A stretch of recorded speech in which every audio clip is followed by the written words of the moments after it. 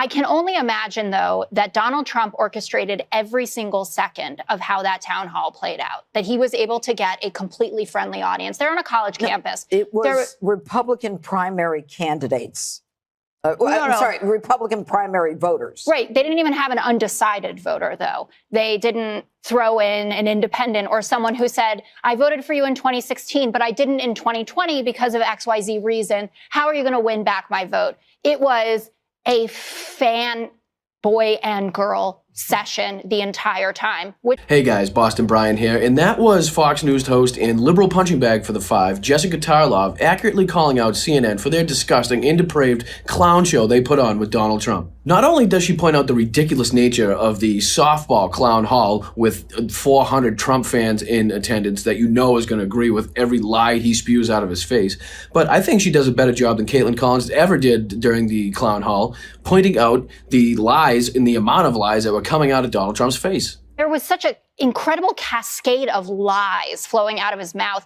From the border wall, he said, you know, I secured the whole thing. It's 1,900 miles long. He did 52 new miles. The documents, Obama took documents, didn't happen. Joe Biden didn't comply. Joe Biden did comply. Perfect phone calls with Brad Raffensperger and with Zelensky.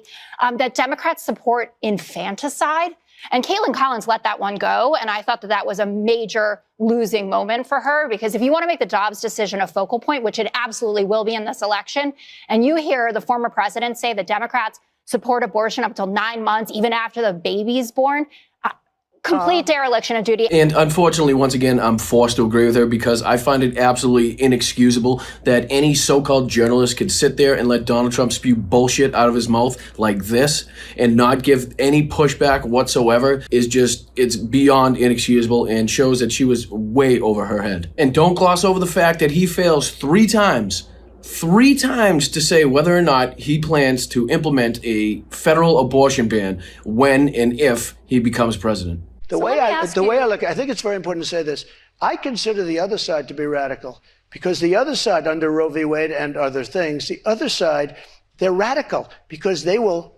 Remember the debate with Hillary Clinton? They said, rip the baby out of the womb at the end of the 9th month. They will kill the baby in the 9th month. If you look at that crazy governor of Virginia from the former governor, where he said, no, the baby will be born, and then we'll decide essentially whether or not to execute the baby. But, Mr. President, can we talk about what you would do if you are reelected? No, but these are the radical people. Reelected. It's not the pro-life people that are radical. But if you are reelected and you're back in the Oval Office and you get legislation to your desk, would you sign a federal abortion ban into law? What I'll do is negotiate so that people are happy. But the fact that I was able, I'm so proud of it. We put 3 great justices on the Supreme Court. We have almost 300 federal judges on the Supreme Court.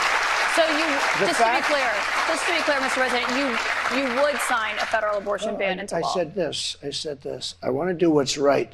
And we're looking. And we want to do what's right for everybody. But what's right? But now, for the first time, the people that are pro-life have negotiating capability, because you didn't have it before. They could kill the baby in the 9th month or after the baby was born. This is exactly the moment where somebody informed and prepared for this moment would step in and say, no, Mr. President, that's actually fucking ridiculous of you to say, because that's murder. Now they won't be able to do that. But I think this is a really important question for you to answer, because this is something every Republican, including those who are running against you for the nomination, are being asked about, is would you sign a federal abortion ban into law? And many of them are going to give you the same answer as I am. First of all, I am honored to have done what I did.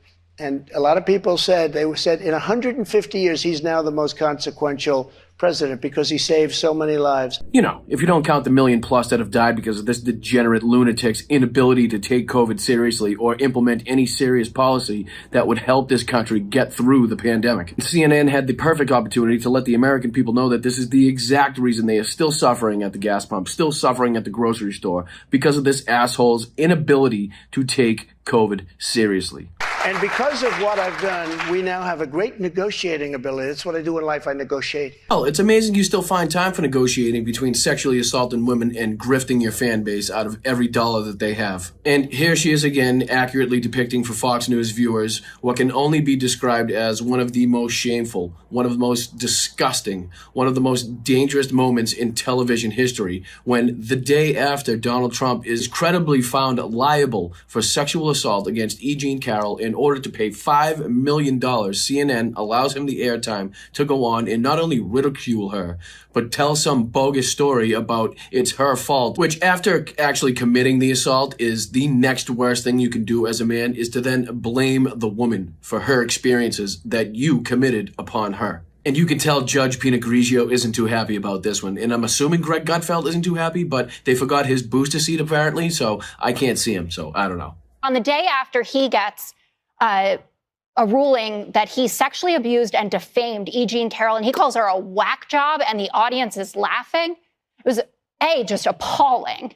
And I think that's what a lot of the commentators who were on afterwards were reflecting on. But you're the network that fired Don Lemon for misogyny, and then you have Donald Trump up there going after a victim of his in such a way. And just in case you missed it, or if you didn't believe it the first time with your eyes or ears, here is the exact moment that CNN knew they fucked up, because this is just absolutely disgusting. There's a jury of 9 people who found you liable of sexual abuse. Do you think that will deter women from voting for you? No, I don't think so, because I think the whole thing, just so you understand, ready? I never met this woman. I never saw this woman. This woman said, I met her at the front door of Bergdorf Goodman, which I rarely go into other than for a couple of charities. I met her in the front door. She was about 60 years old, and this is like 22, 23 years ago. I met her in the front door of Bergdorf Goodman. I was immediately attracted to her, and she was immediately attracted to me. And we had this great chemistry. We're walking into a crowded department store. We had this great chemistry, and a few minutes later, we end up in a dressing room of Bergdorf Goodman, right near the cash register. And then she found out there were locks on the door. So she said, I found one that was open. She found one. She learned this at trial. She found one that was open. What kind of a woman meets somebody and brings them up, and within minutes, you're playing hanky-panky in a dressing room, okay? I have no idea who the hell. She's a whack job. You did not testify in person in this trial. There was a taped deposition of you from October in it. You defended the comments that you made on that Access Hollywood tape about being able to grab women how you want. Do you stand by those comments? I said if you're famous and rich or whatever I said, but I said if you're a star, you are, and I said, women let you. I didn't say you grab. I said women let. You even have Tucker Carlson Jr., a.k.a. Jesse Waters, calling out the fact that CNN catered to Donald Trump so much that they set up basically a Trump rally in New Hampshire to let the guy come spew his bullshit. Of course, he has to add a dose of misogyny to his take because, well, he's Tucker Carlson Jr. Dana is right. This is the perfect format for Donald Trump. Yep. You're going to put President Trump live in the middle of a little arena, surrounded by fans, up against a 30-year-old CNN anchor? Oh, my God. I mean, that was not fair last night. That's what everybody wants to see. The media only works in a mob. And if CNN breaks, then Trump just broke them. And CNN helped them break it. And then at the end, he called her nasty, and that was the best part. Luckily, the Democrat Party is still the party of sanity, so we did have people step up and speak out on this, and the majority of the country still recognizes this for the craziness that it is. Even had people like Hakeem Jeffries, the minority leader of the House of Representatives, saying things like this. Well, it would be a very dangerous, devastating, and destructive thing if Donald Trump got anywhere close to 1600 Pennsylvania Avenue. And Exhibit A for the trauma that the American people will experience if that were to happen were his own words and performance at that so-called town hall meeting. And another upside and benefit to having Donald Trump speak out on the national stage is that the Democrats can now use his words against him in ads, just like Joe Biden has already begun to do. Check this out. January 6th, it was the largest crowd I've ever spoken to, and they were there proud They were there with love in their heart. That was an unbelievable, and it was a beautiful day, and it was a beautiful day. It also perfectly sets up Joe Biden for ads like this. We should grow the economy from the middle out and the bottom up, not the top down. Getting rid of Roe v. Wade was an incredible thing. I was able to do it, and I was very honored to do it. The past 2 years, we've created a record 12.7 million new jobs. January 6th, it was the largest crowd I've ever spoken to. They were there with love in their heart. That was an unbelievable, and it was a beautiful day. The price of insulin went from $400, $500, $600 a month down to $35 a month. They saved the government $160 billion. It was a rigged election. We had a rigged election. I thought it was a rigged election. The election was rigged. That election was rigged. Although ads like these are good and will be helpful, I think it's easy to see that a lot more damage has come and will come from this situation than will outweigh the benefits.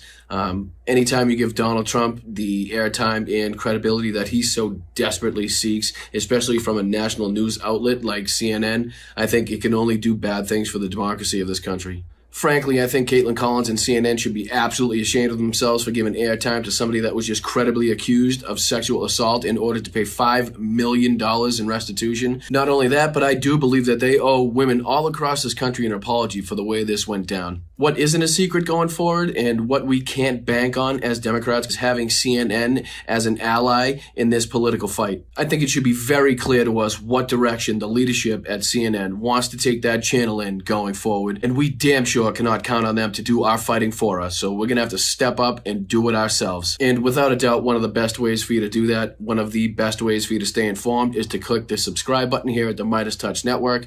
Tell them Boston Brian sent you, and let's fight this fascism. Let's fight this bullshit. Let's fight this misogyny together. Let's go. Hey, Meidas Mighty. Love this report? Continue the conversation by following us on Instagram at MeidasTouch to keep up with the most important news of the day. What are you waiting for? Follow us now.